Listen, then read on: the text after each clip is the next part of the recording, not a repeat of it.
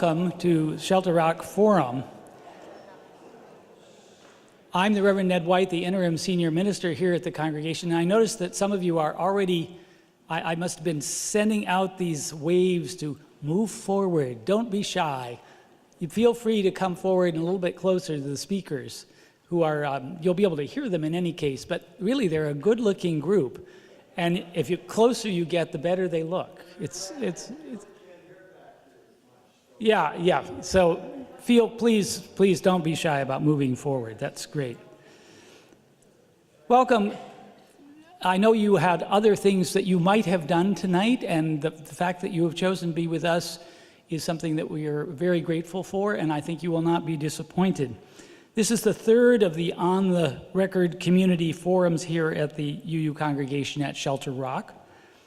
We are honored to provide a community platform for tonight's panel of distinguished speakers and thought leaders who stand in a long line of provocative speakers at the Shelter Rock Forum. Tonight, we continue our series of community gatherings in partnership with Blank Slate Media, sponsored by Northwell Health. They're focusing on how local communities are doing here in Nassau County. Our focus tonight is immigration and how it affects us on Long Island, how it affects our economy, our educational system, our laws, our ethics, and our future. On the back of the program, you'll find some of our Unitarian Universalist principles, the first of which affirms the inherent worth and dignity of every person. That's every person without exception. Human worth and dignity knows no boundaries, no borders. Also, our second principle, justice, equity, and compassion in human relations. It is our honor to be able to host this discussion tonight. We're blessed to have an additional panel member tonight who has just returned from the U.S.-Mexican border, Lisa Votino-Tarrant, and she will be introduced more later. I have one request that after the Q&A, before you leave, you'll see in your program a one-page little program evaluation. If you could fill that out, it will be very helpful to us as we plan future programs. So please do that if you can and leave it with one of the ushers on the way out.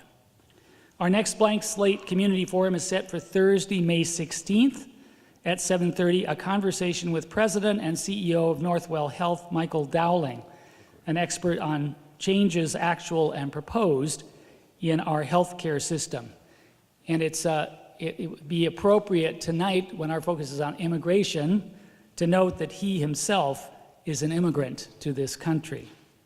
There's more information on that in your program. So finally, it is my honor and pleasure to introduce tonight's moderator for this evening and all of the Blank Slate Media programs, the eloquent and energetic journalist and Blank Slate Media publisher, Stephen Blank.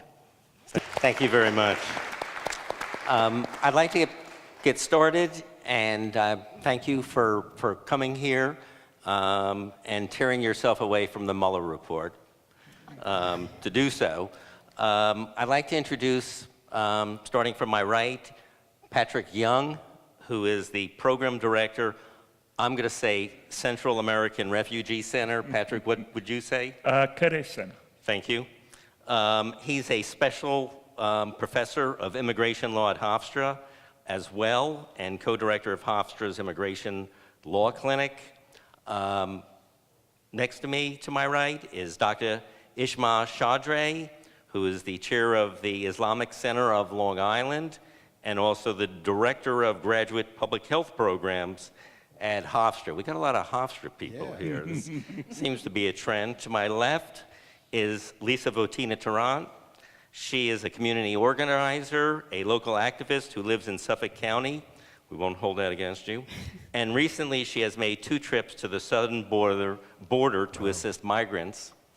And to her left is Lawrence Levy, the executive dean of the National Center for Suburban Studies at Hofstra University.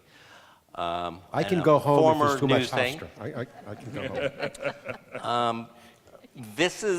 Obviously, this is a huge topic, and the flow of news about immigration it happens every day that things are taking place.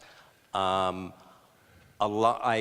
think that this is a very appropriate topic for us here in Long Island for several reasons. Number one, this area is 10th in the size of population of undocumented immigrants from Central and South America, according to Congressmen Tom Suozzi and Peter King. We've also been a focus of a lot of attention from President Trump, who twice has come here to present the problems that we've had with MS-13, the gang, as being indicative of immigration overall. And he recently weighed in as well on ICE.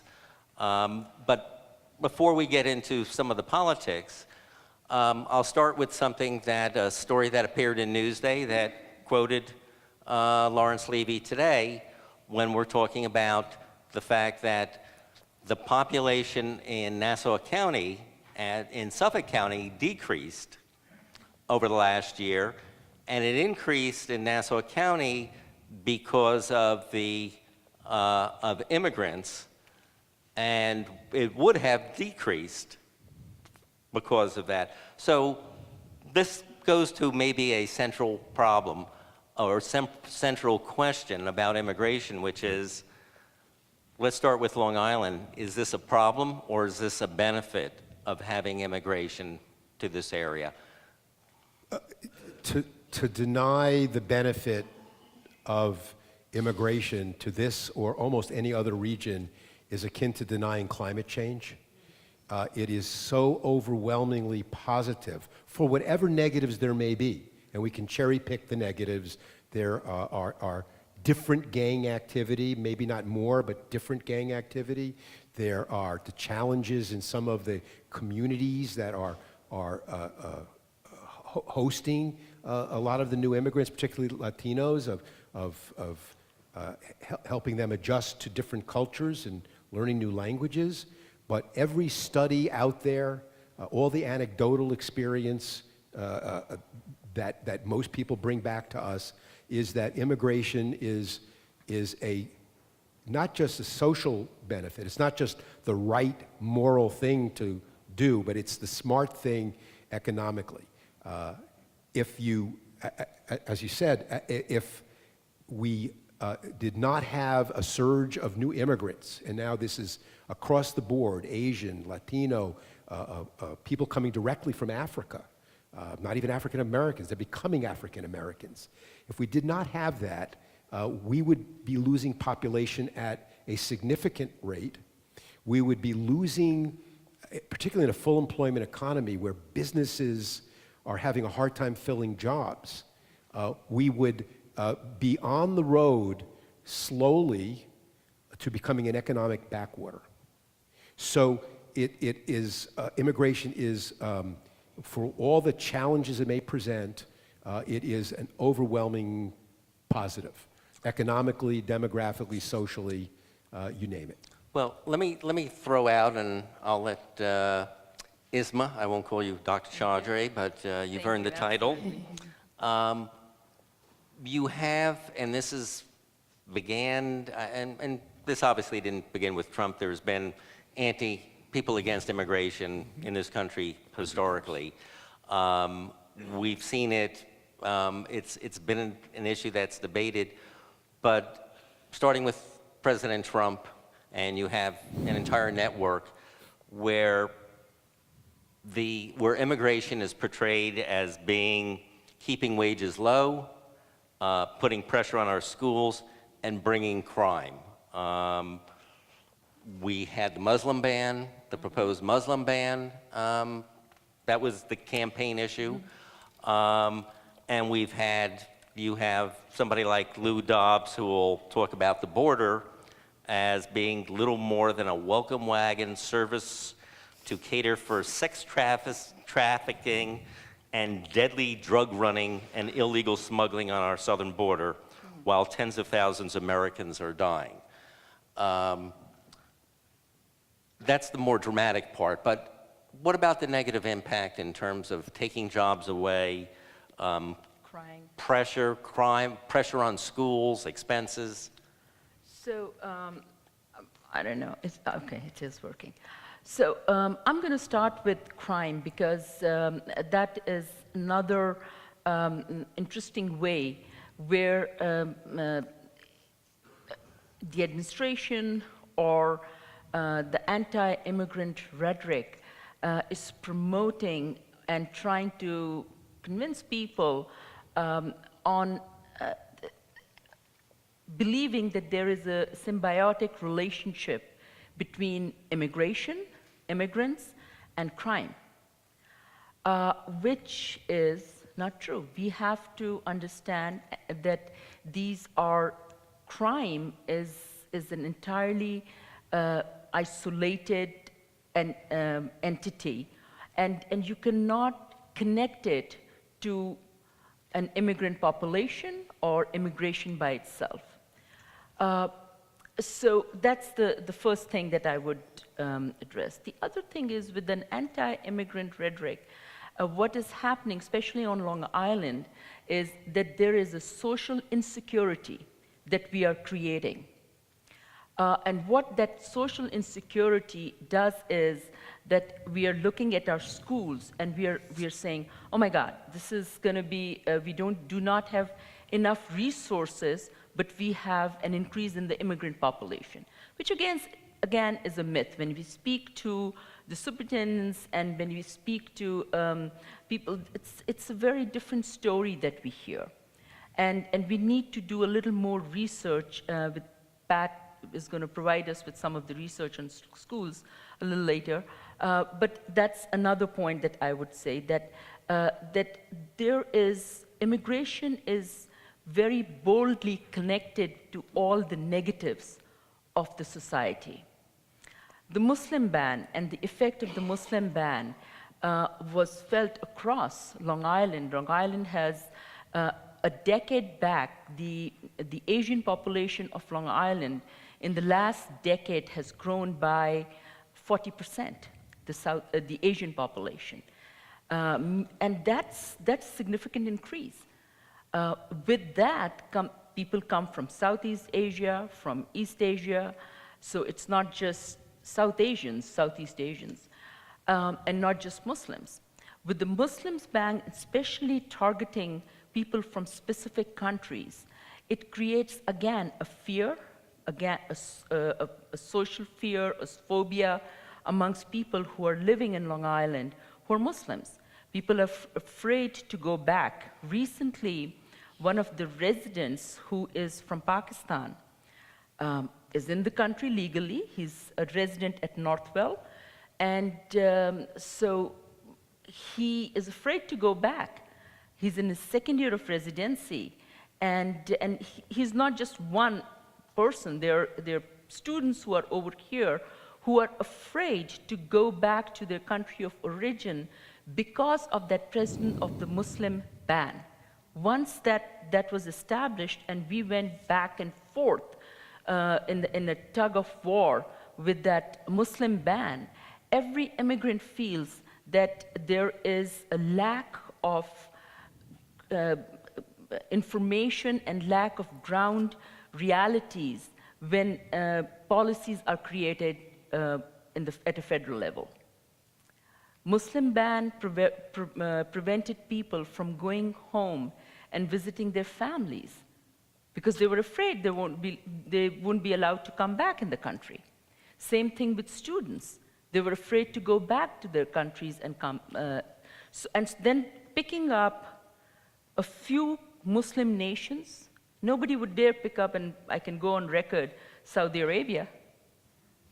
I mean, it would be very interesting if I would hear that there's a Muslim ban and you can't have people from Saudi Arabia. And there were 15 Saudis on the planes that crashed into the World Trade Center. Exactly. So picking up some of the countries where people are living over here for decades and they're citizens, they need that respect of citizenship, and to create this kind of insecurity that they can't go back to their countries.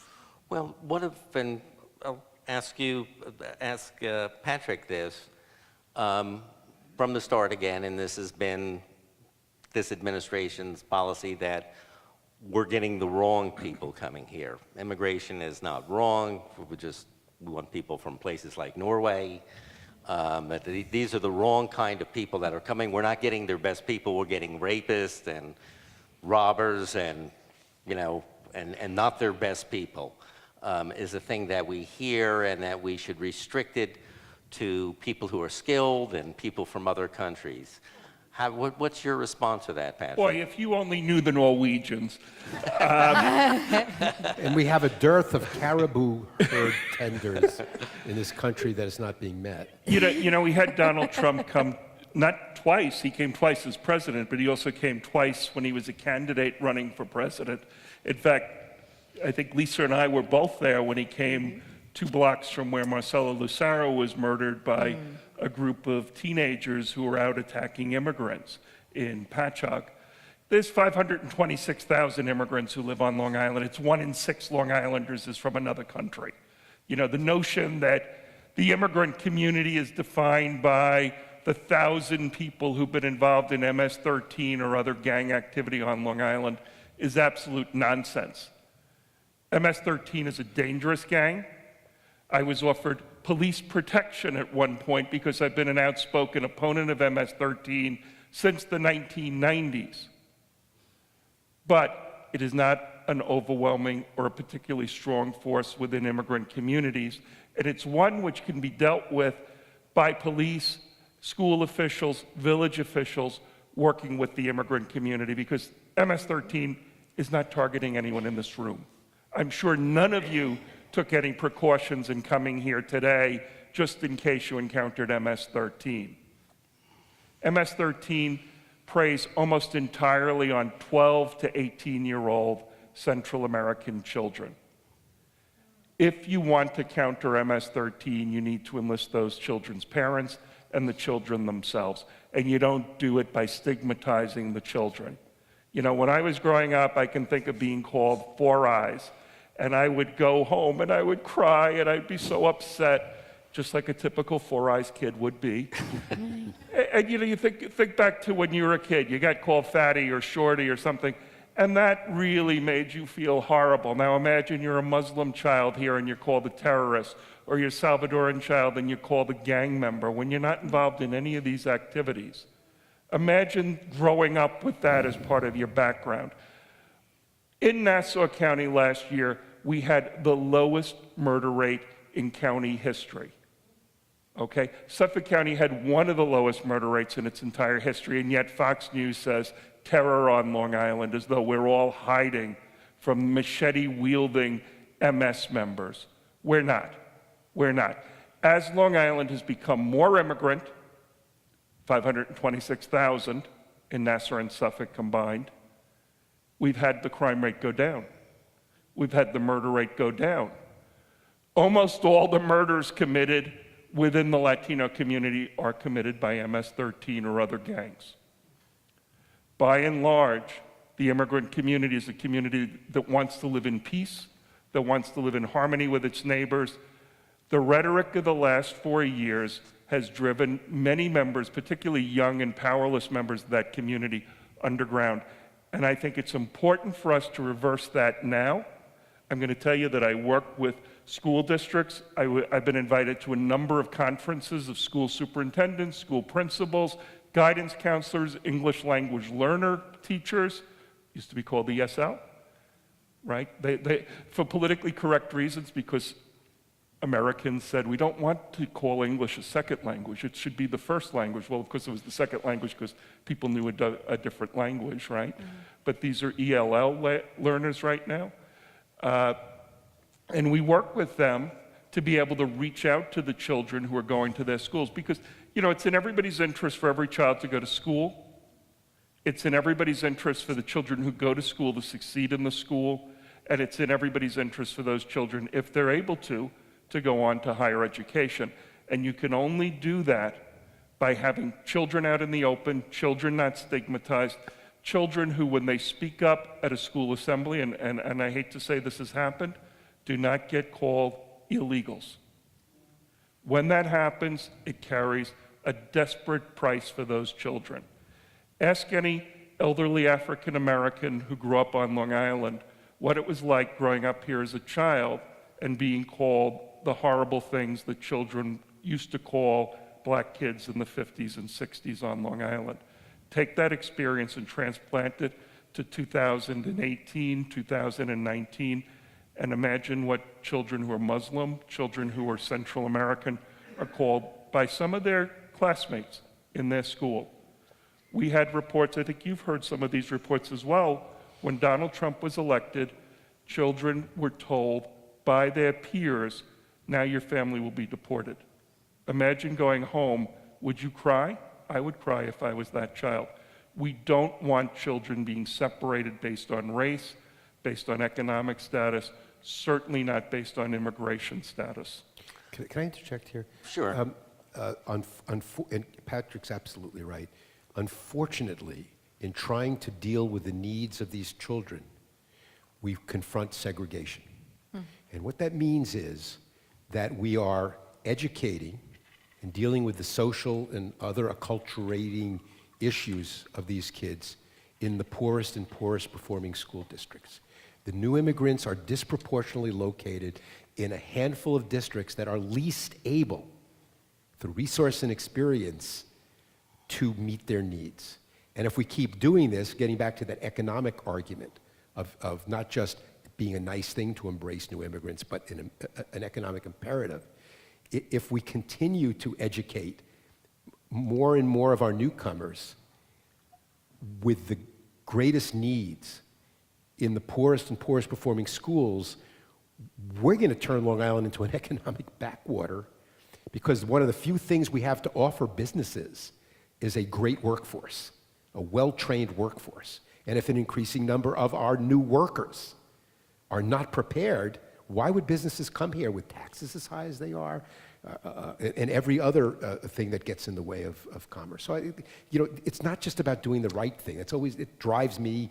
I have a moral compass, but it's doing the smart thing so that my kids and their kids, have a home that's able to maintain their quality of life. Larry, what about the argument is made that you're bringing in people and they're going to do jobs that could be done by other Americans, or they're going to drive.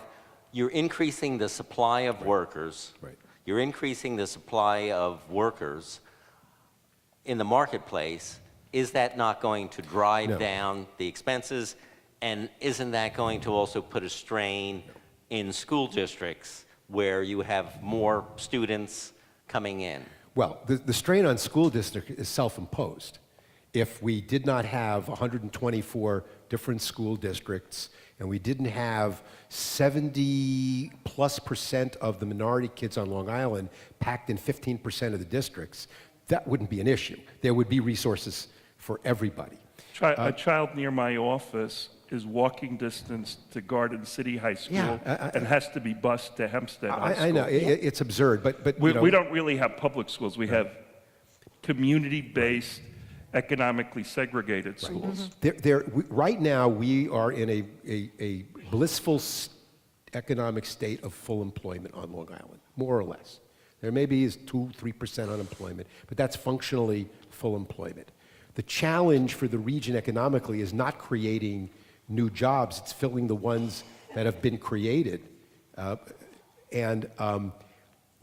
We can absorb everybody for now, at every level of the spectrum. And we have to be careful about stereotyping, and I sometimes do this myself, that these are low-end jobs, these folks are taking low-end jobs that cutting the lawns and washing the dishes. When we're talking about a workforce, we're talking about potential customers, investors, employees of businesses at all ends of the spectrum.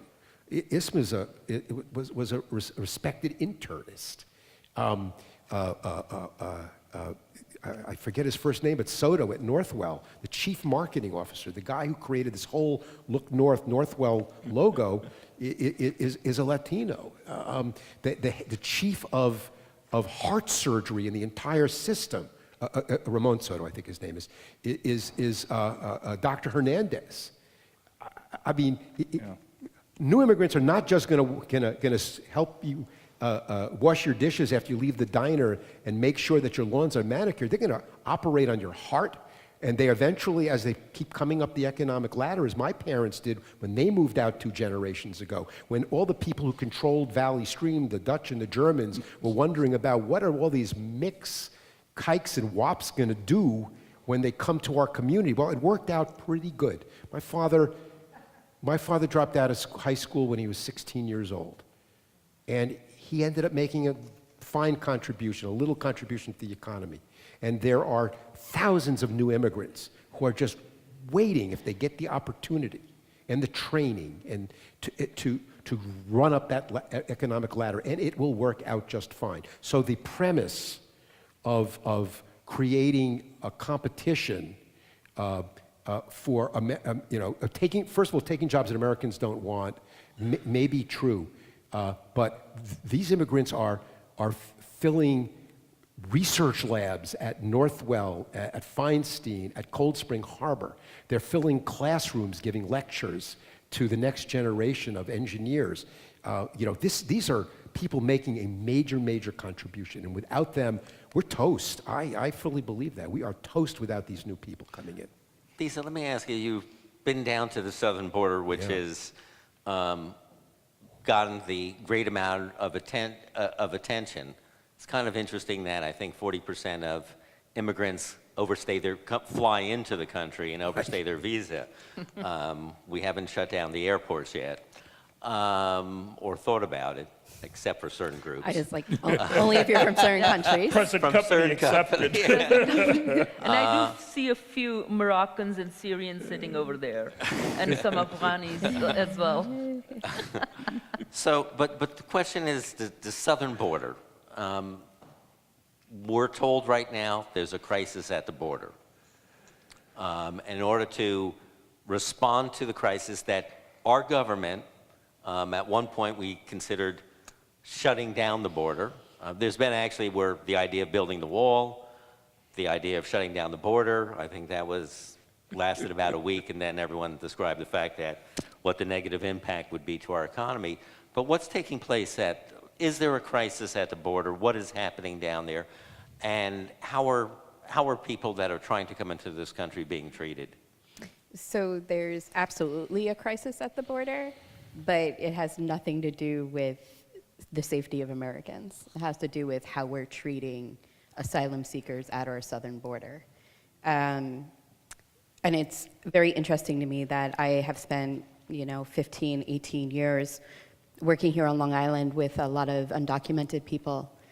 And the rhetoric was always, they need to come in the right way. They need to come in the right way. And now I'm down at the southern border, and I'm working with people who are trying to come in the right way, and how they're treated is abysmal. I work with a little girl who's 4.5. She was put in a cage for 4 days in America. Just so we're clear, our country did that. I work with people who are in Tallahatchie Detention Center, where the closest legal aid organization is hours away. They often turn away lawyers. We don't know what happens in those facilities. And I was fortunate enough to end up being in Tijuana when Trump started the return to Mexico policy, which meant you turned yourself over for asylum to US authorities. They processed you, and then they put you back in Tijuana, which kind of left you in legal limbo. The paperwork one of my guys brought back had about 8 or 9 pages of lawyers, pro bono lawyers, that was last updated in July 2014. None of them would come to Tijuana. So the estimates there are, Tijuana was stressed with a lot of homelessness to begin with. There's also a lot of deportations that they send people back to Tijuana. So not only are we dealing with that, but then we're now dealing with asylum seekers and now asylum seekers brought back to Tijuana. And there's no services. There's no, you have to pay to use the bathroom in Tijuana. Asylum seekers don't have money. Many people sleep in the streets because the shelters down there are, you know, they're supposed to have 40 people and they're at 240 people. So it's not good. And everybody that's been detained, you know, has turned themselves over for asylum, have come back with the same stories of being verbally and physically abused. After the failure of the Western democracies to take in Jews fleeing Hitler, okay? That was the stark failure. People were left to die in Central Europe, in Eastern Europe, and in France. So we had a change in an international setting. We also had domestic laws passed beginning in 1980. And the process for someone to apply for refugee status from Central America is to come to the border and present oneself at the border. That is not evading the law. That's what the law requires. You may think, well, I remember when the Soviet Union existed, people would go to the US Embassy and they would apply there. You cannot do that if you're from El Salvador, Guatemala, or Honduras. President Obama did put in a program, a pilot program, to allow that to occur in those three countries for the children if they had a relative who was legally in the United States. In his first month in office, Donald Trump abolished that program. So the only way these children could now apply was to come to the border directly and present themselves. You know, if we say we need law and order at the border, you can't just have the order part. You also have to have the law part. And the law says that these people have a right to be interrogated by a Department of Homeland Security officer who's trained in asylum law and who will then make a determination as to whether that person, they don't just say, I want to apply for asylum, which is what Donald Trump says repeatedly. They have to go through an extended investigation before they're allowed into the United States. And even after they've been allowed into the United States, they then have to appear multiple times in court, often over 1 or 2 years, in order to have their case heard by an immigration judge, a trained immigration judge. And what did we hear last week? Donald Trump said, I don't want to have any more judges. You know what that's done for recruitment for the immigration judge corps? Judges are leaving in record numbers because they're being asked to do things that are illegal. Yep. And they cannot get replacements because someone who's graduated law school wants to keep their law license. And if you engage in violations of law, at some point, state bar associations will remove your license. So what we're seeing is not a promotion of law and order at the border, but a promotion of a system of chaos. That's what you saw. Oh, yeah. 2 of my lawyers went down in January. That's what they saw. It's awful. This is not the asylum system that we saw a number of years ago, 3 years ago. And we're also seeing a lack of complete control at the border. We had declining numbers of people coming in illegally at the border during both George W. Bush's administration and Barack Obama's administration, and we're now seeing an increase in arrests at the border. Isn't that actually still true? The people that are coming over those are the people that are coming over the border into the country. Isn't the crisis right now the people who are giving themselves up at the border and seeking asylum? These are people that are seeking asylum. I'm going to recommend that Lisa answers that because she was just down there. Yeah, what are you seeing? Are these people that are sneaking in? No. Or are they people that are giving themselves up and asking for asylum, which is under our law is legal? And I would note just before So she starts, this is legal immigration. An Inspector General's report, and the Inspector General monitors what their employees of the Department of Homeland Security said that in their interviews with detained people who had evaded the border, in most cases, those people had first presented themselves at the border and had been refused what they were lawfully entitled to, which was a brief hearing in front of an asylum officer. And after days spent sitting in Mexico, they decided to try to evade and come in illegally. So Lisa, the people that are coming now, who are these? Are these people that are seeking asylum, or are they people sneaking over the border? These are people seeking asylum. I will tell you that when somebody... And where are they from? These are people from, are these Mexicans who we've been discussing, or where are they from? Most of the people I worked with were El Salvador, Guatemala, Nicaragua, Honduras, although we did see a good amount of Haitian and many from Africa, Russia, and Iran. So Ecuador has an open visa policy, so many people travel to Ecuador and then travel up to either El Paso or Tijuana. Tijuana was seen as the easier port to cross, so many of the families went to Tijuana. So when Trump was talking about the big migrant caravan and everything, that was very Central American So this is what's known as the Iron Triangle? Yes. Of countries where, and why, what is causing, I think the numbers are now 100,000 a month are coming to the border to give themselves up. What is causing this mass influx principally from those countries? Horror stories. I would say I worked with hundreds of people, with the exception of one person. Everybody was fleeing violence from gangs. A lot of times, people we deported back to their countries. If people from the government, people from their military that are having issue, part of the gangs now, they're totally destabilized. Their countries, if they stayed, there was an imminent threat of death.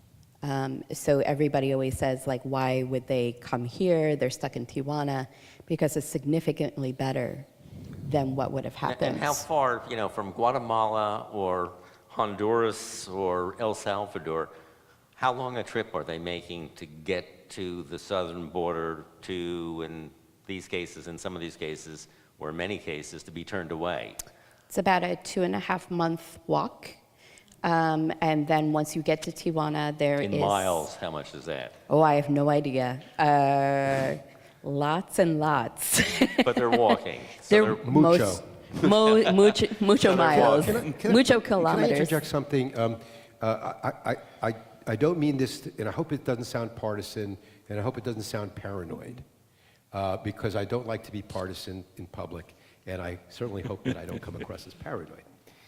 But whether somebody... Lawrence will be available after the meeting where right. he's willing to be partisan. But whether you agree or whether you agree or disagree with what the president is doing, it is clearly part of a political. It's part of a political strategy, and the president has clearly made the determination that if he is going to win re-election, it is going to be with his base. In 2016, it was the base plus 5%. Soft Republicans who may not like Hillary Clinton, and they'll come back home, and that's what happened. Now he's made the determination that there is no middle ground. I'm going to go with the 42% that brung me. So this, again, even if there was some method, a policy method to what has been described as the madness at the border, it is clearly part of fulfilling this agenda because the base loves this. I watch this happen, and here's the paranoid part. When I see that the Director of Homeland Security is dismissed because she did not pursue a very small part of Homeland Security's agenda as aggressively as he wanted, I'm wondering, have they taken their eye off the bigger the problems, the real problems? One of them, of course, is the rise of white nationalism, where most domestic violence is by white people, white Christian people, not to denigrate anybody who's Christian, and I wouldn't propose throwing all Christians in jail and deporting them from the country because of this. But I'm really starting to worry that in the pursuit of a political agenda, or even if it were a legitimately felt policy agenda, we're missing the bigger picture and making ourselves less and less secure. Just something to throw out there. Some of it, and go ahead if you want to. Okay, so I wanted to make 2 points. Something that Pat said, and Lisa, you said, that there is a process of lawful interrogation, which is legal. But we are not realizing that we have kind of very interestingly moved the focus from interrogation or a lawful means of immigration to harassment and abuse. And interestingly, our lens has changed, and we do not see that distinction of the migration trajectory of a pre-migration challenges, which Lisa, you had pointed out that they're fearful, and they're not coming from a country where, or from a place where they have no prosecution for religious reasons, for gender identity, for whatever reasons there are. And then during immigration at the borders, the kind of harassment that most of, we see that the next generations, we will be basically dealing with PTSD. Mm-hmm. And that's again something that we have to look into, not just as a humanity, but that's going to be a major issue. And you know, I'll just add, because I think that's an important thing to remember. You know, my fiance is a member of First Unitarian in Brooklyn, and they took in a family that had been separated at the border, and they were reunited, and they came up to Brooklyn to live. And the first day, my fiance said, "Oh, let's take your son in. We're going to go and get him washed up." And the mother got so upset. And when she had stopped crying, Michelle, who speaks Spanish, said to her, what was so upsetting? She said, "When we were taken by the Border Patrol, a nice woman came in and said, 'I'm going to take your son to the shower,' and I didn't see him again for 52 days. Mm-hmm. So this affects, obviously, a 6-year-old Samir, who was named after an Arabian prince that she had read about in a book once, mm-hmm. and also the 25-year-old mother who had had the experience of having her child taken from her, particularly under false pretenses, not even being able to say goodbye to him before he left. And we know that her story in some ways was good, because after 2 months, they were reunited. We know that many of these mothers, they never took the names down of the children that they were taken away from them. And they spent 3, 4, 5 months trying to match those children and those parents up again. I know you saw that when you were down at the border. Yeah, so can I just say one quick thing about that? So we kind of learned from that experience slightly. So on the ground, probably one of my worst experiences was that I always carry a Sharpie marker with me. And one of my jobs, when people's numbers were called, because when you get to Tijuana, there's about a 2-month wait before you can turn yourself over, because there's a list and you're assigned a number, and the list is that long. So not only you're traveling for 2.5 months, but then you're waiting in Tijuana for 2 months. But when somebody's number is called and they're going to present themselves for asylum that day, I had to write parents' names and contact information on 6-week, 8-week-old infants' backs, because the government claimed that they had no idea who these kids were. So the only way for us to do anything about that was to literally write in Sharpie on a child's back. That's our country. So. How much of this, you know, much has been made in terms of talking about people who support these policies, and we've talked about economics. You touched on something else. You mentioned white supremacists. How much of this is there's a racial, how much of this is racism? How much is this economic threat? How much of this is cultural dislocation? There is, and some people have made the argument that white Christian men have been in a position at the top of the ladder, and that's being taken away. So what is the driving force here? Are we talking about changes socially where now this country is getting darker, it's changing culturally, the demographic makeup?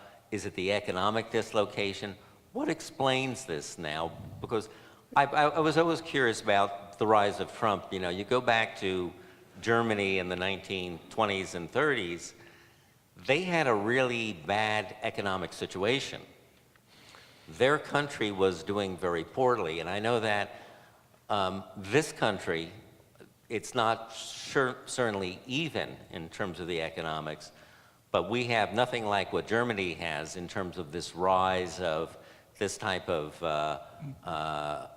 dislike for other groups and blame for our problems with other groups. I think it's all of the above, and the word I always hated most when I was a journalist, when the response I get back was, it depends. You mentioned white Christian men. I mean, the reality is that large swaths of the business community have supported the near equivalent of so-called open borders for many years because they're looking for both cheap and abundant labor. If you run a Cold Spring Harbor lab, you're not necessarily looking for cheap labor, but you're looking for abundant labor. So, I don't think that all white Christian men and conservatives are against immigration. It's one of the few real fault lines within the world of Republican conservative politics, is that people in the business community tend to be supportive of a more inclusive, more tolerant immigration policy, even if you could make the case it's an exploitive policy.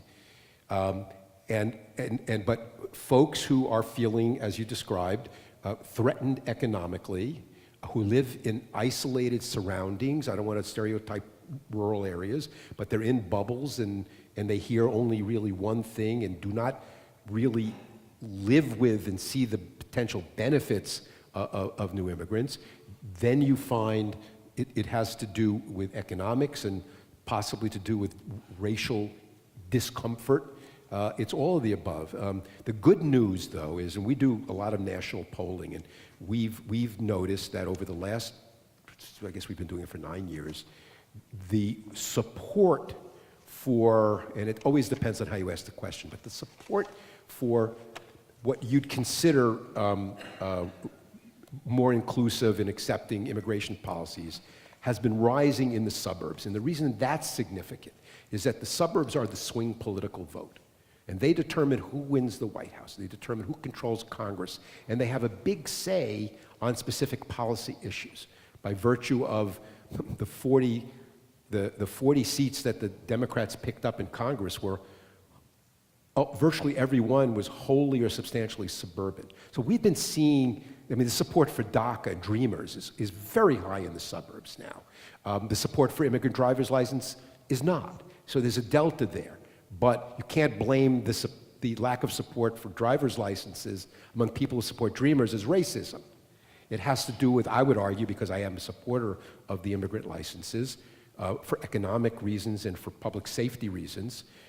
There's information that's not getting out to the public, and eventually, suburbanites who kind of take their time with new things will come up and accept that. So it really is a complicated playing field, to borrow a cliche. You know something, Larry? One of the things that's really interesting, because I've talked to pollsters about this, is you find the greatest fear of immigrants in areas where the fewest immigrants live. Yes. It's a very interesting thing, right? Trump said, I'm going to dump all of these immigrants in the sanctuary cities, and the sanctuary cities said, why is that a bad thing? Why would that be a bad thing? We're a country because it scares his base, and that's what he's trying to do. Well, we're a country of immigrants. We're also a country of immigrant haters, and there's always been a contest. I think the issue of race goes back. The very first immigration laws we had were the Chinese Exclusion Acts. The Chinese Exclusion Acts were passed specifically and explicitly in order to create a white man's republic. Okay, that's not something that some 21st century professor said. That's what was said at the time. The know-nothings. The know-nothings. You fear of course, it's like the Catholics, oh my God, the Germans, right? once, of course, the Irish and the Germans become incorporated into the society, they say, keep out the Jews and the Italians. Once the Jews and Italians become incorporated, and it goes on and on. But, we have two strands within America. Fortunately, in most cases, most of us have followed Abraham Lincoln, who, when the Know-Nothings were dominating parts of the Republican Party, said, once we get rid of the liberties that are in the Declaration of Independence and we say, they don't apply to the Negro, they don't apply to the immigrant, they don't apply to the Catholic, I'd rather move to Russia, where they take their tyranny unalloyed with hypocrisy. Most Americans have followed the Lincolnian tradition, but we know right now that 35% of Americans don't, and they form the base of the most powerful man in the world. We will get to this. Our forum is divided into two parts. One which I get to ask the questions, and the second part is you get to ask the questions. So I'm going to ask my final question before I turn it over to you. Just on the panel, there's been discussion for years and years about reform, about responding. We had the Gang of Eight, which actually was approved by the Senate, right, and would have been approved by the House, but John Boehner wouldn't present it because there weren't enough Republicans. We've had now our local congressmen have taken a prominent position. Tom Suozzi and Peter King came up with what was a grand compromise. It included about $4 billion for a 700-mile barrier wall structure, whatever, plus another $4 billion for some other stuff. What do you think?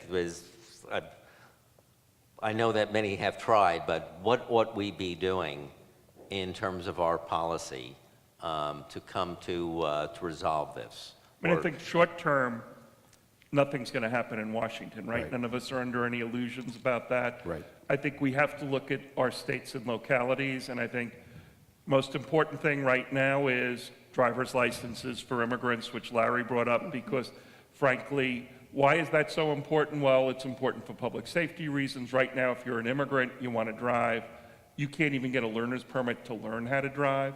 So if you drive, you're going to learn illegally. You're not going to be able to take driver's ed.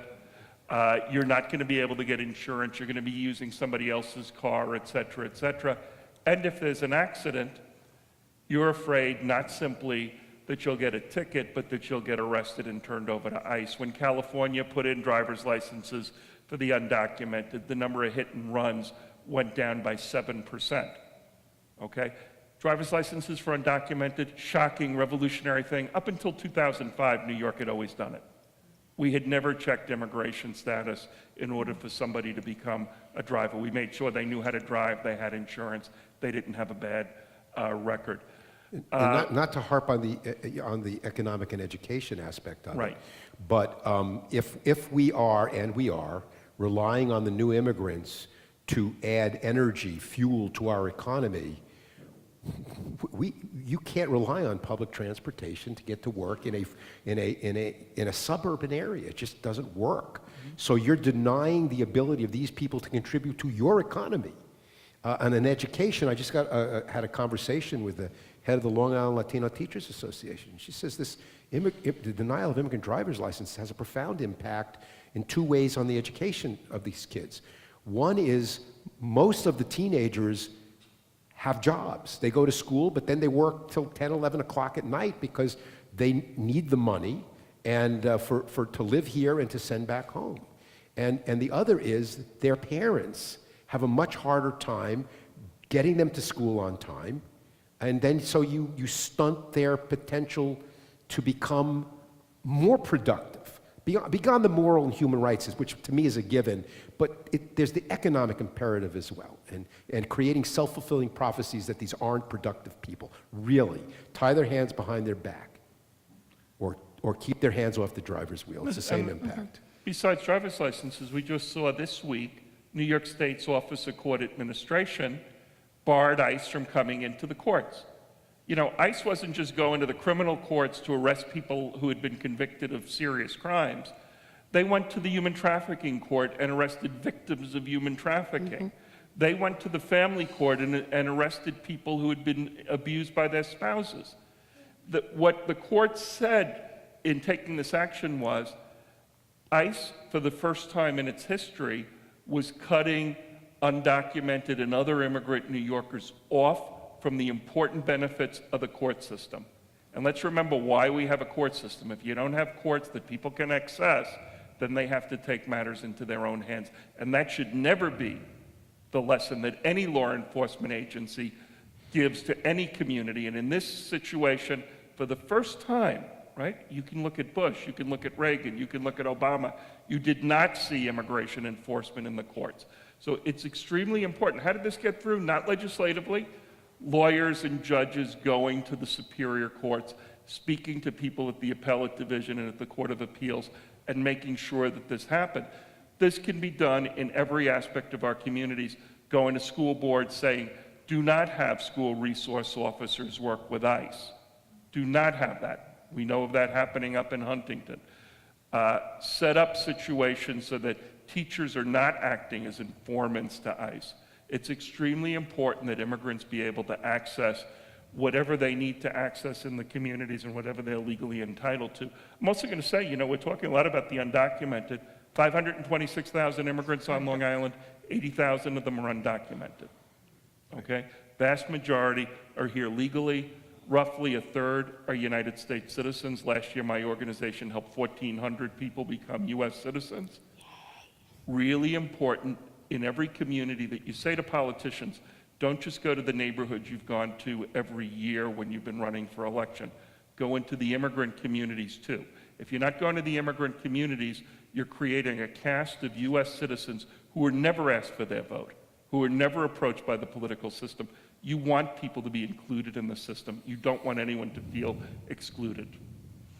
Okay, well, with that, I'm going to turn the questioning over to the attendees here today. So you can form a line or step to the microphone right over here. And why don't you give us your name and where you're from and who you'd like to answer the question. Yeah, my name is Susan Goderer. I'm the director of the Nassau County New York Civil Liberties Union. First of all, part of the conversation should always be, and I just want to remind everybody, the foreign policy of the United States in the 1980s is also what helped to create the situation in Central America, and I think that that gets lost a lot of time in the conversation. I wanted to thank you for talking about the driver's licenses. And just to let everybody know, it's called the Green Light Campaign. And we have been working with senators on Long Island to try to get them on board with this. And what How many of them have signed up for it? Can we many of them? Yeah.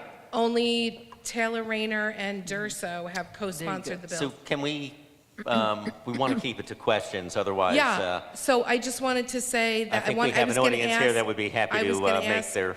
I was going to ask Pat to talk about the license plate, so that's great. And that's why I was stepping up to see if there was anything else that anybody else can add about why these are so important, and also to ask the audience to please see me afterwards. The senators are saying that they will not vote for this unless they hear from their constituents. So please, thank you. So there are two aspects to it. First of all, there was talk around your question, and it's important to understand that at this time, we have a very fragmented system. We do not have policies in place, but we are committed to spending our revenue into building structures without putting policies in place. So, and everybody has a play in that policy. So there's no policy but a fragmented system around it. As for advocacy, advocacy is extremely important to around these kind of common sense initiatives. And I think we're not doing enough. I think we have to really, this is a good year, get hold of our legislators, get hold of our elected officials, and make them understand, have social forums, and have community forums, and ask them that this is something which we are not going to put up with. And it's important that, if you're native born, that doesn't mean you can't speak up for immigrants. When you're at a forum, I was at a forum with Tom Swazi, and almost everybody at the forum was native born, and I would say half of the questions were, what are you going to do to stop what Trump's doing to immigrants? Yep. And I think it's important that, if you're in Kaplan's district or Kaminsky's district or whoever's district you're in, that they hear that this is an important concern for you. Absolutely. Okay. Assalamu alaikum. Walaikum assalam. Good evening and shalom. Honorable panelists, respected audiences, I'm Dr. Afzal K. Sheikh. I came here in 1973 as an immigrant and served this beautiful country all these years. Flowers and thorns, they occur side by side. That we all know. Now, our MC, he mentioned that gangs are a big, big problem in this country. That is 100% right. But in the past, there was no conception of gang at all. All the people who came in this country, they were highly educated professionals, and they did their best. I'm from Pakistan, and I want to make sure that we understand, and I am proud to be a Muslim. Okay. And I am trustee in ICLI, a beautiful organization. Okay, all can know. you, can you My ask your, My question is, can we have some other Right. people, we want to get to all the questioners here, Yes, so yes. the preambles might And slow us down a little I appreciate bit. that. My question is that we have lost all our tradition of this beautiful country in this current management. Is there any chance to bring our country back to the original status, which it used to be in 1973 until 1999?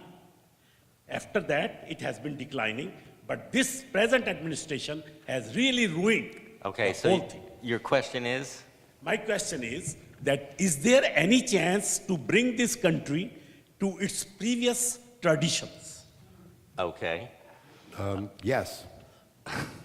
It's called All regime. right. It's called regime change, and it's called working for candidates, and not just going to the polls and pushing a lever and yelling at the television. And this goes for if you happen to be a conservative and you like the way it's going, is that you have to engage. You have to get your neighbors involved, your friends involved. You got to bring 20 people to the polls, and that's how it's always been.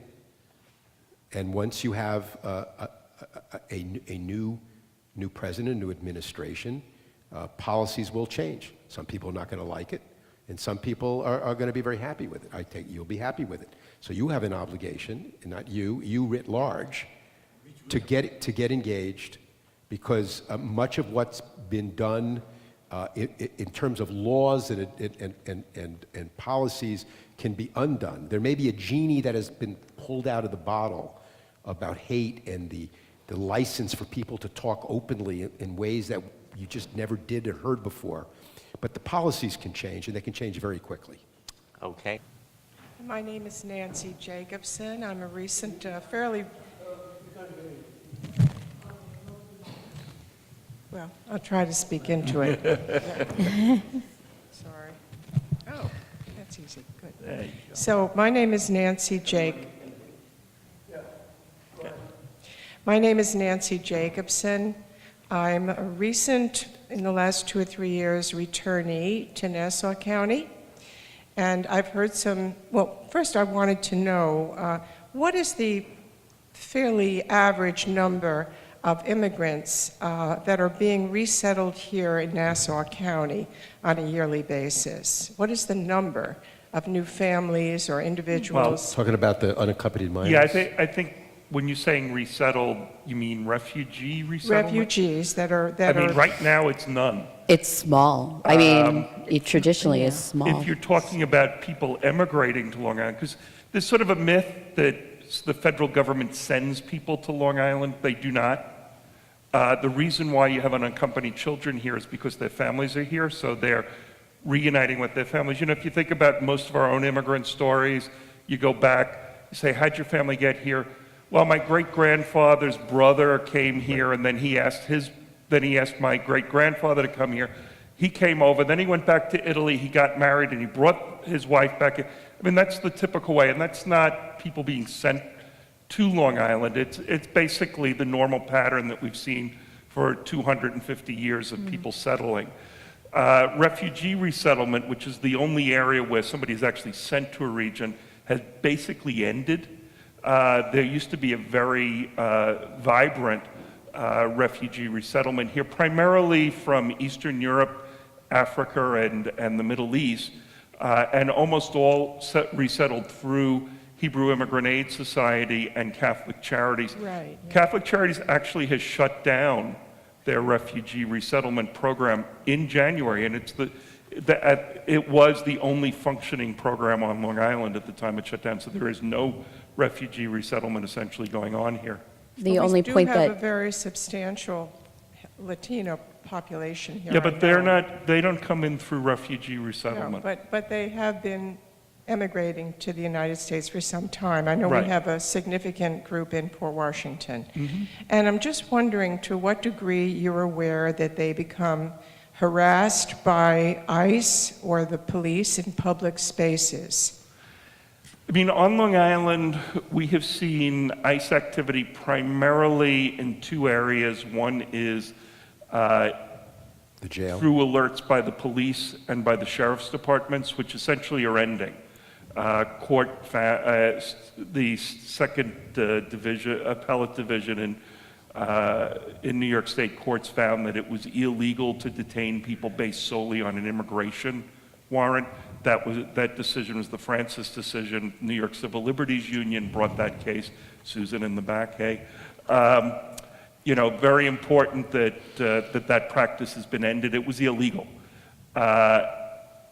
We are not seeing any mass raids going on Long Island. We're also not seeing traffic stops. Those have been going on in other parts of the country.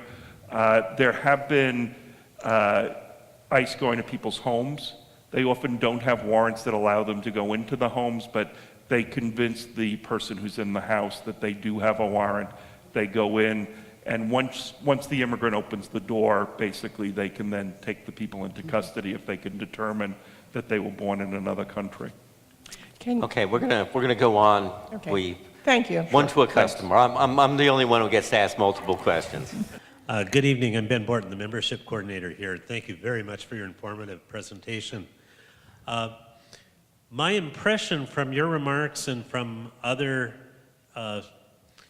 items that I read in the media are that the three Central American countries to the north, Guatemala, El Salvador, and Honduras, are so riven with gang violence that people are moved to make that harrowing journey across Mexico on foot a lot of times, or go with untrustworthy coyotes. To what extent are the governments of those countries unable to control the gang violence in the countries, and is there any merit in the international community assisting those governments, or are the governments in some cases in the pockets of the gangs and therefore Or assistance? vice versa. The systems in those countries are politically corrupt and polluted. So there is nobody who's watching for law and order, and it's not in their interest either to have law and order.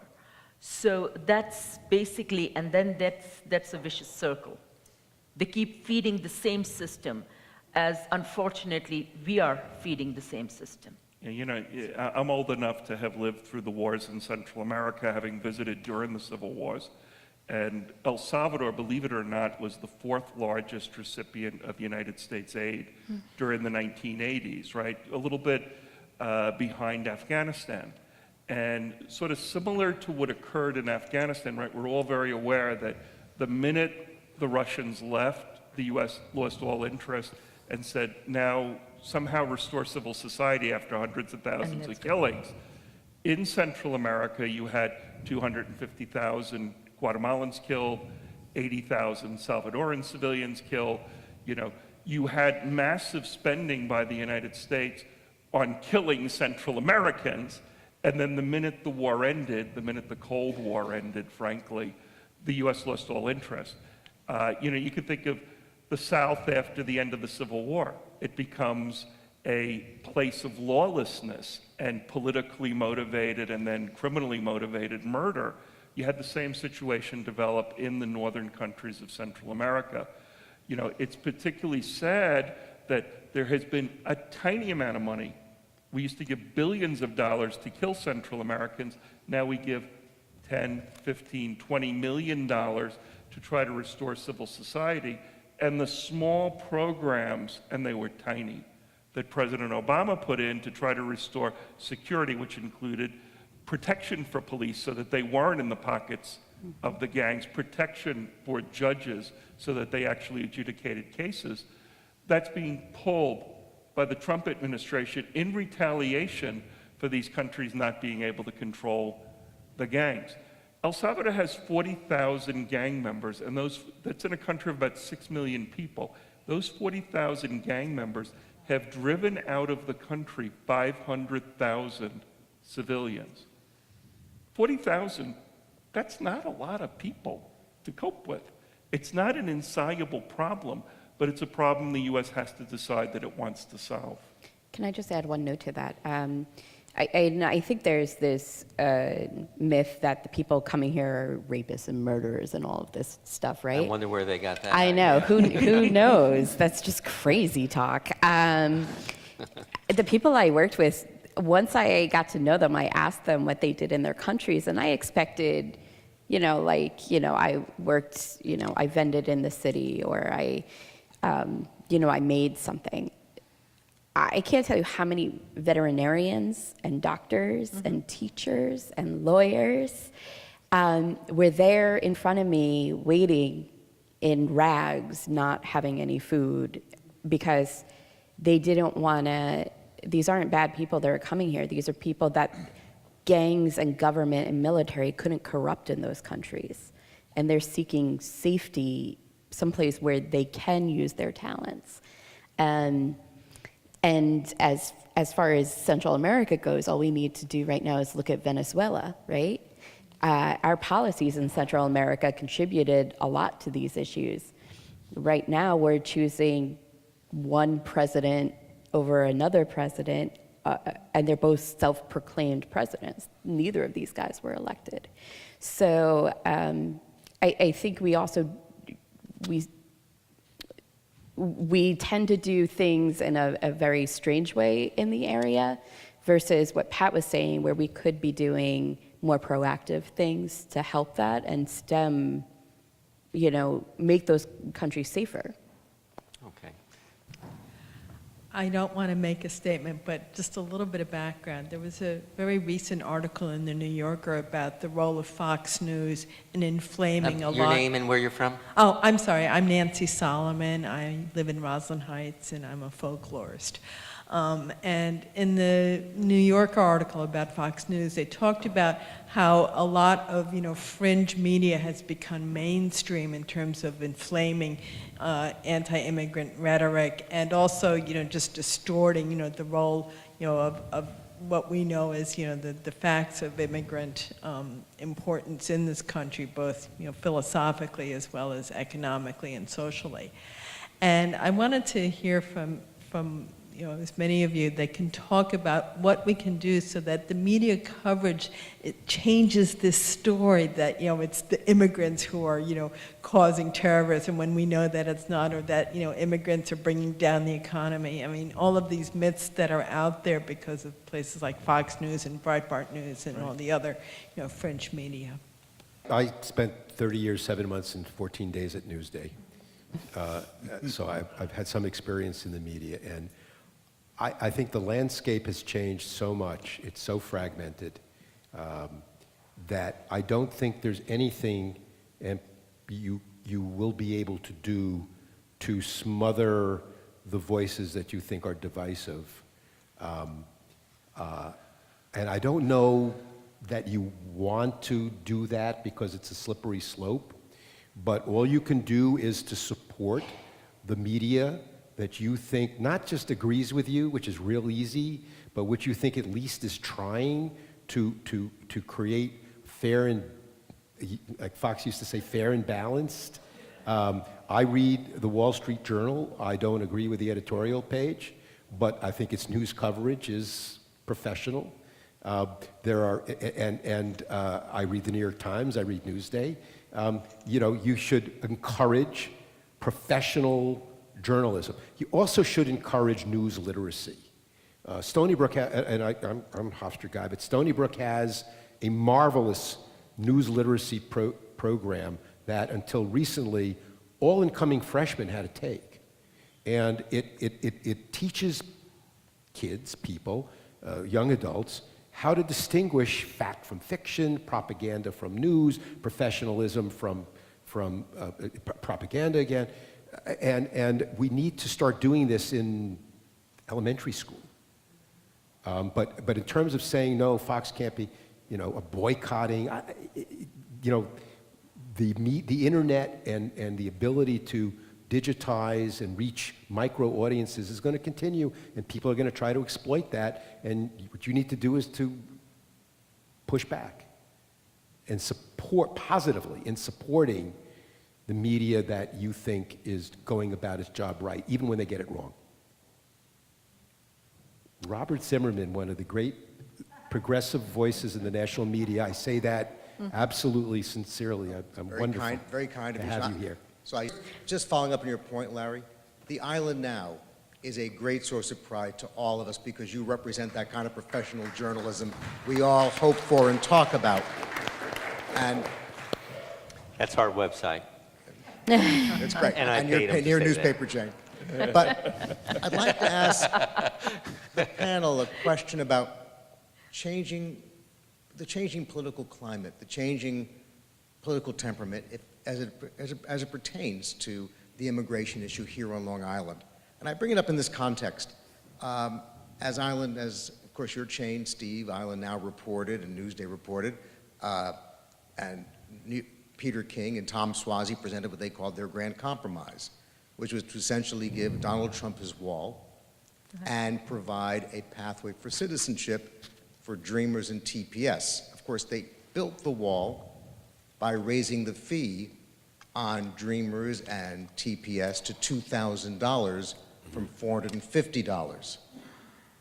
Now, the reason I bring this up is because obviously the proposal was dismissed as, I would call it a cruel hoax.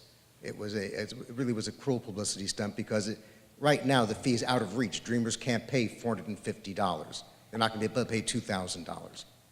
And I was impressed by how many people in our Long Island community dismissed it with disdain as a gimmick.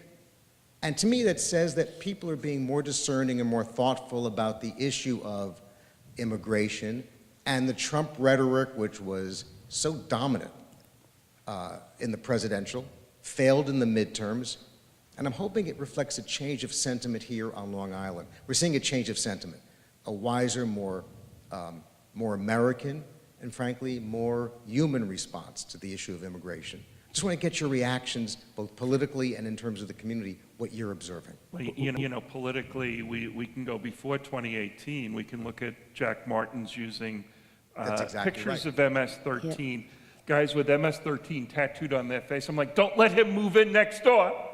Okay, anybody who saw that, people who, there was a play for fear, and we saw that Martin's actually did 5 points worse than he had done in the polling after he released that anti-immigrant message. When I go to speak to groups of folks who might be on the Democratic or the more progressive side, I used to go in and talk to them, and they would know nothing about immigration. Now the first thing they want to talk about when I'm there are specific immigration policies, because what a lot of folks who are in the resistance, who are resisting Donald Trump, will tell me is, Trump has this vast white nationalist program, and the leading edge of that program is restrictions not just on undocumented immigrants, but cutting legal immigration in half, making it much more difficult for permanent residents to become U.S. citizens. I think things have changed in the prioritization that people put on immigration. It's not just the Trump supporters who have reprioritized immigration. It's also the Trump opponents that have. And I think that means as the political process plays out next year, depending on how the elections go, immigration will not be a back burner issue going into 2021. I think it's going to be a priority issue. Coming from answering your question from a community perspective, I started working on immigration issue with Hagedorn Foundation. And they did tremendous work and amazing dedication to this cause. And that is about 20 years back when this started off. And I remember I was in a forum and somebody from Long Island said, well, if they have to come over here, why don't they learn English before coming here? So, and that actually happened, and I'm glad that people in this room do see my frustration when I'm saying that. And then now what I see is exactly what you had said, that because the communities have refused to get only one kind of coded feed from news media, and they're trying to educate themselves, they're advocating and organizations like Creason and other advocacy organizations, they are active, they are getting support of the communities. So I do see a change in the narrative over here, which is very hopeful. I mentioned earlier that polling is, particularly in suburban swing areas that we always talk about, is improving if you are in what is, generalized as a pro-immigrant position. Except driver's licenses is polling badly, but I think that's just an informational thing, and it'll take a couple of years to bring those numbers back up. I have to take a call at 9. Okay. It'll only take me 5 minutes. I can run back. Okay, that's fine. Right? Yeah, we're going to be. Because I know there's still 6 or 7 more people to wrapping talk. up soon. We have Lisa wanted just one comment. So Yeah, I just wanted to say one comment that one of I agree with everybody here, but I think also that Trump supporters felt very empowered by his victory.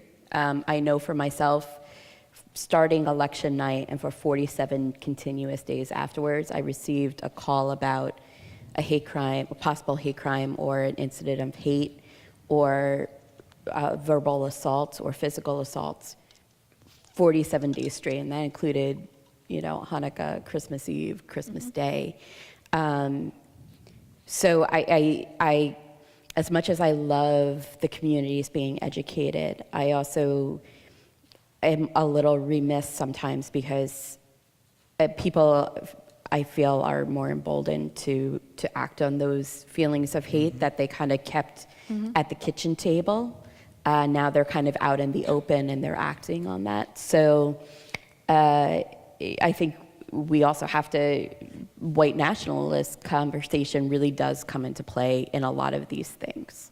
Well, and Lisa knows that when we had Steve Levy out in Suffolk County, the No more relation. he talked, the more he talked against immigrants, the more hate crimes went up, and now we have somebody who's got a vastly larger megaphone. Right.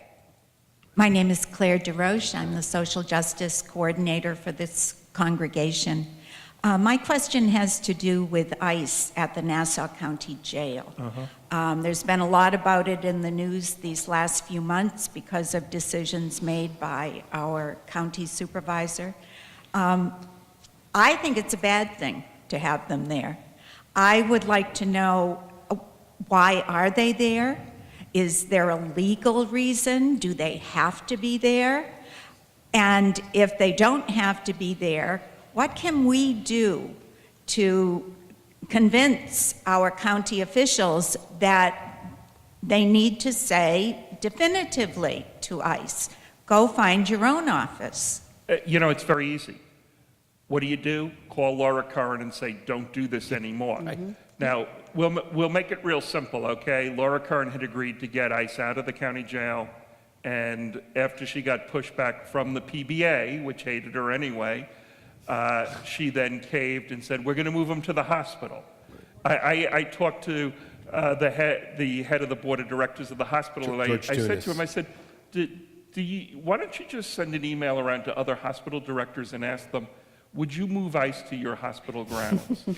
And he said, I think I see your point, Pat. And they were then out of there, back into the jail. They're actually not functioning at the jail right now. Okay, they're not functioning at the jail right now. We're very concerned with other cooperation that may be going on because we don't feel that the police should in any way be engaged in immigration enforcement. If you look at what the Second Department said, the police are there only to enforce New York State law. They are not there to enforce federal immigration law, which is largely civil law and not criminal law. So what do you need to do? There is one decision maker, it's Laura Curran. Since ICE is largely non-functional at the jail, it shouldn't be that hard to say to them, get your own damn office. We don't have the IRS at county government.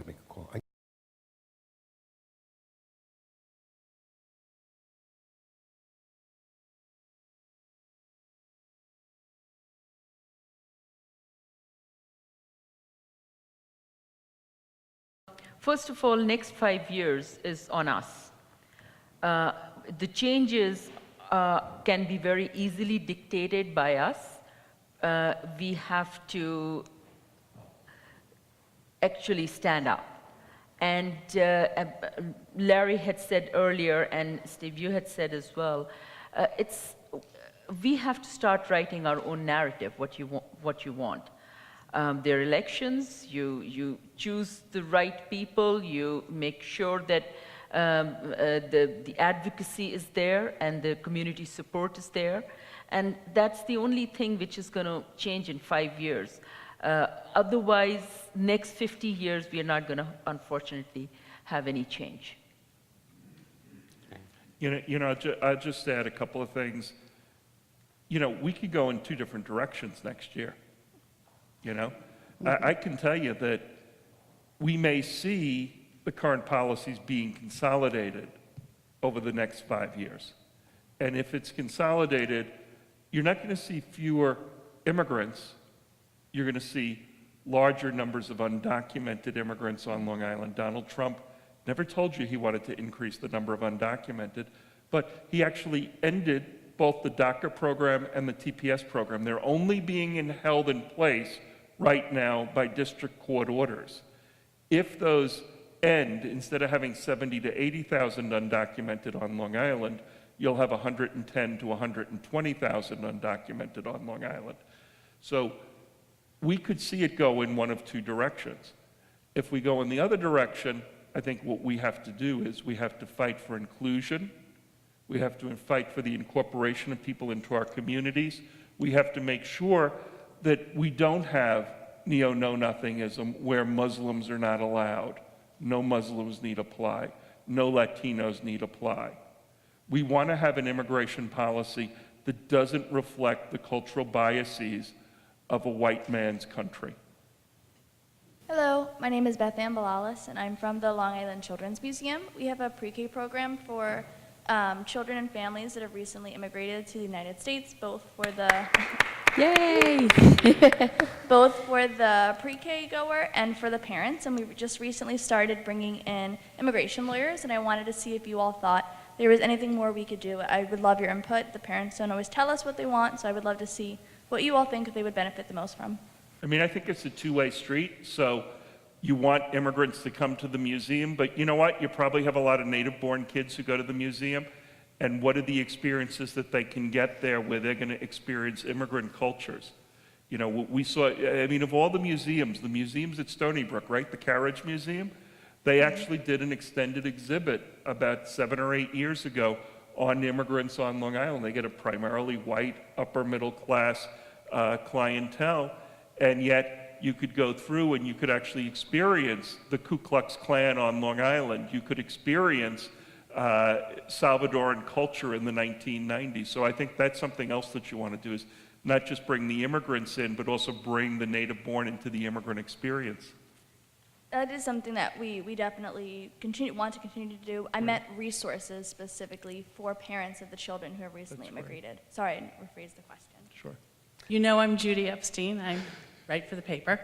And this is a great forum. I'm learning a lot, which is why I'm going to ask you a technical question.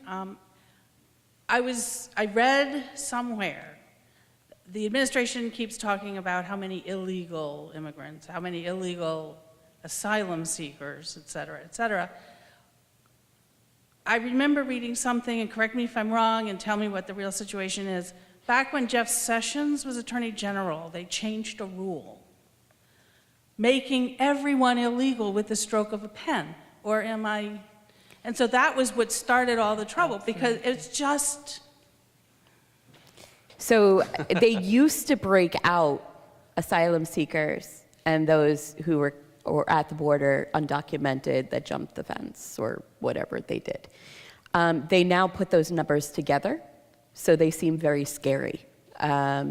Where broken down individually, those numbers, even though they seem very large on their own, now when they talk about 100,000 people, that's a combination of both.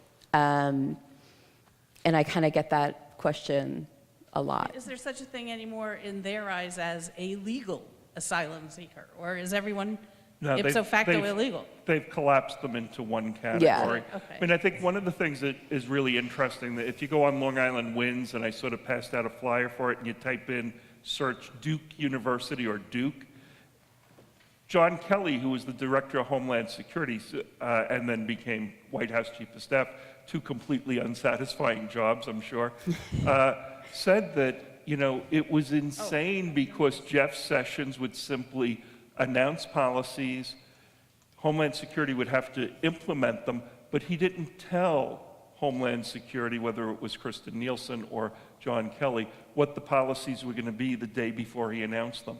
So you see simple changes of policy, zero tolerance. What the hell was zero tolerance? You have a limited number of beds. What wound up happening is they threw babies into jail, and they actually were releasing single men who had come in without families because they didn't fit within the zero tolerance, and they were using up valuable space that could be occupied by a 5-year-old. Can I just say one anecdotal thing about that, about policy and how poorly implemented it is at the border right now? So under the return to Mexico policy, we had the first court cases back in March, I think 13th or somewhere around there. And because these people were brought back to Tijuana and have no permanent address, there's no way to let them know if there's a change in the court, right? Because of course, they're homeless in Tijuana. Yeah, Sophie's Choice and Catch-22 are really big themes at the border right now. So Homeland Security had their lawyers in court. 2 of the defendants didn't show up because they hadn't been notified their court dates had been changed. And ICE was there. Homeland Security was saying, they didn't show up for court. We want them deported. And the judge, who's a very conservative judge, looked at them and said, how am I supposed to deport someone that's not in our country? And that's literally how haphazard our laws are at the border right now, and immigration in general in the United States, but particularly at these, tweet policies that are happening, I have a thought, I'm going to tweet it, and therefore it's policy, with no care for the ramifications or legality or, our values as a country. So I just wanted to share that little... The courts have stepped in. When we look at the maintenance of temporary protective status, it's the first time I've ever seen this in my life on immigration court cases. The courts don't simply cite the executive order that ended temporary protective status. They actually go through the catalog of racist insults that the president has hurled at people from the shithole countries. Mm-hmm. And that quote appears in every single decision in the different district courts. Every judge is aware of that. They're going beyond the simple ban, the supposedly facially neutral ban on people coming from places like Syria, etc., to look at the actual animus against the Muslim religion that's been expressed by the president. I have to say that for the first 2 years of the Trump presidency, only the courts have done their job. Unfortunately, we know the courts will be changing over the next 2 years. And I think there lies the rub. If the courts change significantly, we will see a flouting of not only domestic law, but also international law. The Constitution incorporates international law into the domestic law of the United States. We're parties to many treaties on human rights. So far, the courts have continued to enforce them. But I fear what one more Supreme Court justice might change. And tell us, my parents were legal immigrants. I am married to a legal immigrant. What I would like to know is, if someone is here in the country illegally, why is there a problem with deporting them? If they're not here legally, you should be able to deport them. And whatever happened to E-Verify, which was the whole basis of the granting of the asylum by the Reagan administration, and part of that whole agreement was that, okay, we'll let these people here illegally stay. However, from now on, if you are here, you have to have a permission to work, and it was part of this E-Verify program. What happened to that? Yeah, E-Verify wasn't part of the 1986 Act. There was an amnesty granted by Ronald Reagan, which was coupled with employer sanctions. The employer sanctions still exist. That's why when you go to apply for a job, you're asked for proof that you're legally able to work. The enforcement of that law has been remarkably unpopular.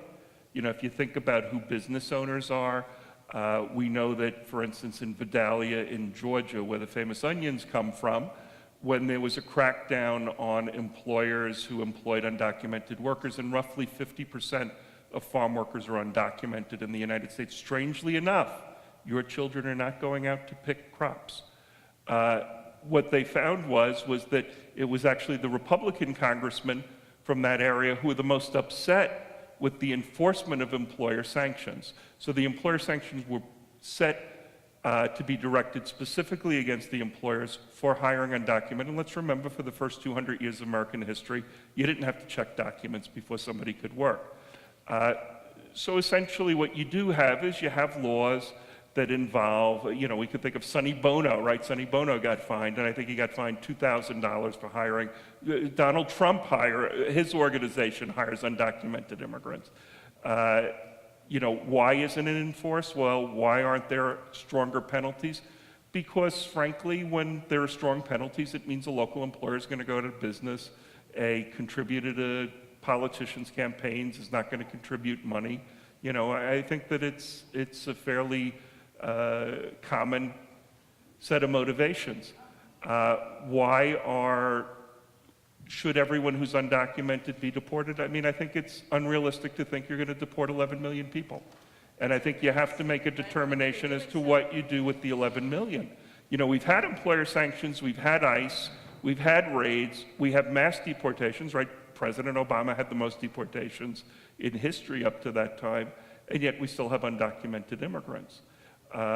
These things don't end undocumented immigration unless, you know, perhaps right now apple pickers in upstate New York make $15 an hour, and they find almost no native-born people who want to do that job. When Alabama passed laws that made it almost impossible for undocumented to work, they did not find that people left impoverished parts of cities in Alabama to work in the fields. They actually wound up going and importing Somali refugees who had settled in Minnesota to come down to Alabama to harvest the crops. So, you know, I would say one thing would be, if you want to end undocumented immigration, encourage your children to become busboys, dishwashers, encourage them to mow lawns, or mow your own damn lawn, right? I mean, you could mow your own lawn. How about the Embarcadero program that used to exist, which I think is something that we probably should be looking at, because a lot of the things is economic migration. Okay, I'll interject because I think I don't want to overcome our stay, and those cookies inside aren't going to eat themselves. I want some cookies. So I want to thank everyone for the excellent questions, and we can continue our discussion inside. Thank you for attending. if you live in Kaplan's district or Kaminsky's district, I have a postcard I'd like you to fill out.